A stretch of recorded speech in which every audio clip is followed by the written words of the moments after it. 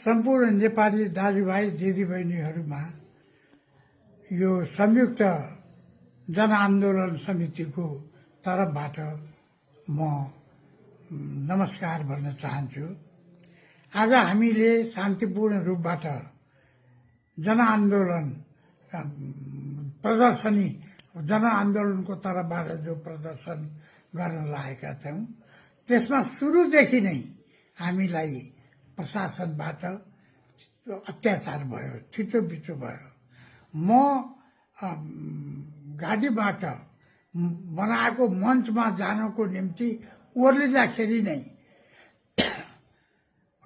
Tier gas प्रहार गरियो 3-4 round. त्यसपछि मञ्चमा गएपछि 10औं राउन्ड टियर ग्यास प्रयोग गरियो। मैले त्यहाँ बोल्न पनि पाइनँ, त्यहाँ बस्न पनि सकिनँ। त्यस्तो किसिमको वातावरण सिर्जना भयो। त्यसले जनमानसमा आक्रोश पनि आयो र त्यो टियर ग्यास पनि एउटा घरको छतबाट हानियो। अब छतमा बसेर हानियो, त्यति मात्रै होइन कि त्यो घरभरि पुलिसहरू लुकाएर राखेर छ। यो कुरो मासले थाहा पाएपछि त्यो घरमा तोडफोड आगजनी भयो। त्यसपछि पुलिसले अन्धाधुन्ध फायरिङ गर्यो। त्यसमा एकजनाको मृत्यु भयो। त्यो सबिन महर्जन उहाँ किर्तिपुरको, उहाँको देहावसान भयो। अब कयौं दर्जनौं 1 दर्जन जति मान्छेहरू घाइते भएका छन्, विभिन्न अस्पतालमा छन्।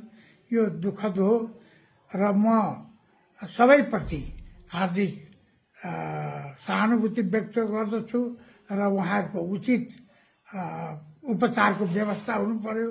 यो सबै पनि गभर्मेन्टले गरोस् र सबिन महर्जनलाई उचित क्षतिपूर्ति उसको परिवारले पाउनुपर्छ भन्ने पनि माग गर्दछु।